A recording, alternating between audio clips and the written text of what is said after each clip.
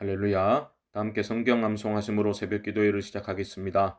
그들이 사도의 가르침을 받아 서로 교제하고 떡을 떼며 오로지 기도하기를 힘쓰니라. 날마다 마음을 같이하여 성전에 모이기를 힘쓰고 집에서 떡을 떼며 기쁨과 순전한 마음으로 음식을 먹고 하나님을 찬미하며 또 온 백성에게 칭송을 받으니 주께서 구원받는 사람을 날마다 더하게 하시니라. 아멘. 하나님 말씀은 사무엘상 12장 16절로 25절의 말씀입니다. 저는 16절과 17절 말씀을 봉독하겠습니다. 너희는 이제 가만히 서서 여호와께서 너희 목전에서 행하시는 이 큰 일을 보라. 오늘은 밀베는 때가 아니냐. 내가 여호와께 아뢰리니 여호와께서 우레와 비를 보내사 너희가 왕을 구한 일, 곧 여호와의 목전에서 범한 죄악이 큼을 너희에게 밝히 알게 하시리라.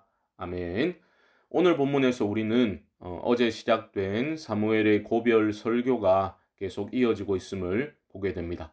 고별 설교, 그것은 중요한 것을 전하는 때이기도 하겠지요. 무조건 잘 될 거야 라는 식의 무책임한 설교를 사무엘은 결코 하지 않았습니다. 오늘 본문은 사무엘이 이스라엘이 여호와의 목전에서 저질렀던 큰 죄악을 지적하는 것으로 시작하고 있습니다. 그냥 말로서만 지적하는 것이 아니라 충격 요법을 사용하고 있음을 볼 수가 있는데요. 16절 다시 보시면 너희는 이제 가만히 서서 여호와께서 너희 목전에서 행하시는 이 큰 일을 보라. 어디서 많이 들어본 말씀 아닙니까? 출애굽한 이스라엘 백성들이 두려움에 떨고 있을 때 그들은 가만히 서서 홍해를 가르치는 여호와 하나님의 구원을 경험하였습니다. 그런데 이번에는 구원이 아니라 심판을 행하시는 하나님으로 찾아오신 것입니다. 17절입니다. 오늘은 밀베는 때가 아니냐. 내가 여호와께 아뢰리니 여호와께서 우레와 비를 보내사 너희가 왕을 구한 일, 곧 여호와의 목전에서 범한 죄악이 큼을 너희에게 밝히 알게 하시리라. 우레와 비를 하나님이 보내실 것이다 라는 겁니다.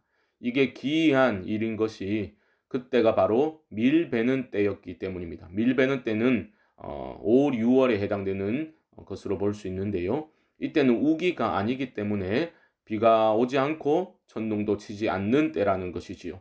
그런데 하나님이 그때에 우레와 비를 보내신다. 즉 하나님의 능력이 크심을 보여주시고 징벌하실 것임을 알려주시는 겁니다. 왜 징벌하십니까? 그들이 바로 왕을 구했기 때문입니다. 그것이 여호와의 목전에서 범한 큰 죄악이다라는 것이죠. 왕을 구한 것 자체가 죄악이 아니라 참되고 영원한 왕이신 하나님을 버리고서 하나님 버리고 인간 왕을 구했다라는 것이 그들이 저지른 치명적인 죄였습니다. 사무엘이 말한 대로 하나님은 그날에 우레와 비를 보내시고 18절 하반절 보시면 모든 백성이 여호와와 사무엘을 크게 두려워하니라. 큰 두려움에 백성들은 사로잡히게 되었습니다. 그래서 그들은 떨면서 사무엘에게 이렇게 간청을 하지요. 19절 중반절 보시면 당신의 종들을 위하여 당신의 하나님 여호와께 기도하여 우리가 죽지 않게 하소서. 우리가 우리의 모든 죄에 왕을 구하여 악을 더하였나이다. 그들은 우리가 악을 행했습니다 고백하면서 하나님 우리를 멸하지 않도록 기도해 주십시오 사무엘에게 간청하고 있습니다. 그래서 사무엘은 이렇게 대답합니다. 20절입니다. 사무엘이 백성에게 이르되 두려워하지 말라. 너희가 과연 이 모든 악을 행하였으나 여호와를 따르는 데에서 돌아서지 말고 오직 너희 마음을 다하여 여호와를 섬기라. 죄악을 저질렀지만 돌이키라는 거지요. 돌이켜서 이제 오직 마음을 다하여 여호와를 섬기라 말합니다. 21절도 보십시오. 돌아서서 유익하게도 못하며 구원하지도 못하는 헛된 것을 따르지 말라. 그들은 헛되니라. 참 중요한 말씀입니다. 이스라엘 백성들은 헛된 것들을 믿고 따르고 의지하는 어리석은 모습을 보였습니다. 헛된 것이 헛된 줄을 알지 못해서 영적인 무지로 인해 벌어진 일입니다. 여러분, 무엇을 의지하고 누구를 붙들고 살아야 할지를 바로 아셔야 합니다.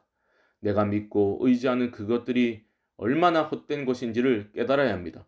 헛된 것들을 의지하는 어리석음에서 벗어나 영원한 바위요 구원의 산성이신 그 하나님을 굳게 의지하실 수 있기를 주님의 이름으로 축복합니다. 어리석은 이스라엘 백성들은 불순종의 길을 걸었지만 그래도 소망이 있는 것은 바로 하나님께서 자기 백성을 기뻐하시고 그들을 버리지 않으시기 때문입니다. 그것이 22절의 내용입니다. 자기 백성 삼으신 것을 기뻐하셨고 또한 그의 크신 이름을 위하여 자기 백성을 버리지 아니하신다 말씀하고 계십니다. 시편 23편 말씀처럼 자기 이름을 위하여 의의 길로 우리를 인도해 가시는 선하신 목자가 바로 우리 하나님 아버지이신 것이죠. 우리의 소망은 이처럼 우리를 포기하지 않으시고 결코 우리를 버려두지 않으시는 하나님으로부터 말미암는 줄 믿으시기 바랍니다. 그게 은혜입니다. 그냥 내버려 두시지 않는 것이요. 우리와 비를 보내심으로 충격을 주셔서 내가 믿고 따르던 길이 헛된 길임을 깨닫게 하시고 다시 생명과 복의 근원이신 하나님께로 돌아오도록 하나님은 이끌어 가시는 겁니다. 이어지는 23절은 그런 실망스러운 백성들을 향한 사무엘의 결단을 보여주지요. 나는 너희를 위하여 기도하기를 짓는 죄를 여호와 앞에 결단코 범하지 아니하고 선하고 의로운 길을 너희에게 가르칠 것인즉. 이 말씀을 저는 제 목회 인생 9절 중 하나로 삼고 살아가고 싶습니다.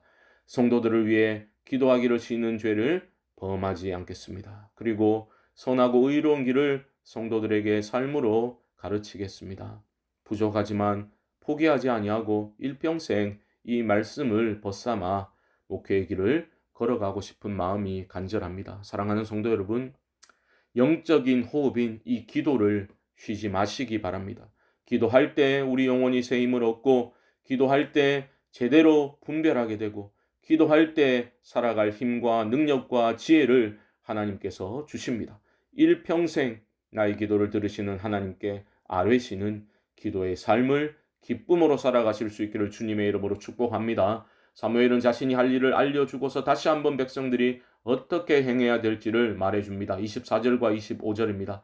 너희는 여호와께서 너희를 위하여 행하신 그 큰 일을 생각하여 오직 그를 경외하며 너희의 마음을 다하여 진실이 섬기라. 만일 너희가 여전히 악을 행하면 너희와 너희 왕이 다 멸망하리라.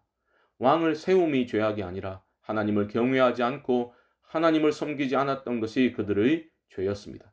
그러므로 하나님을 경외하고 하나님을 섬기라고 명령하고 있는 것입니다. 하나님과의 관계가 바로 서지 못하면 그들과 그들이 그토록 바랐던 그들의 왕과 함께 그들은 멸망을 당하게 될 것입니다. 사랑하는 성도 여러분, 우리 모두가 하나님만을 경외하고 하나님만을 섬기며 나아가실 수 있기를 주님의 이름으로 축복합니다. 참된 두려움이 우리 안에 회복되어서 모든 헛된 것들을 향한 우리의 욕망과 그런 두려움이 사라짐으로, 거짓된 두려움이 사라짐으로 영혼이 맑아지고 삶이 밝아지는 그런 은혜가 임할 수 있기를 주님의 이름으로 간절히 축원드립니다. 기도하겠습니다. 헛된 것들을 믿고 의지하는 삶에서 벗어나 오직 하나님을 경외하는 참된 믿음이 회복되게 하여 주옵소서. 교회와 가정을 위해서 기도합시다. 우리 교회가 성경적 교회로 건강히 세워지도록 하나님 은혜 주시고 각 가정에 주님의 은총으로 가득 채워 주옵소서. 코로나로 인해 어려움을 겪고 있는 분들을 위로해 주시고 포스트 코로나 시대를 우리 교회가 지혜롭게 준비하여 힘찬 도약과 회복이 임하게 하여 주옵소서. 이 외에도 개인적인 기도의 제목들을 가지고 우리 주님의 이름을 한번 부르고 기도를 시작하겠습니다. 주여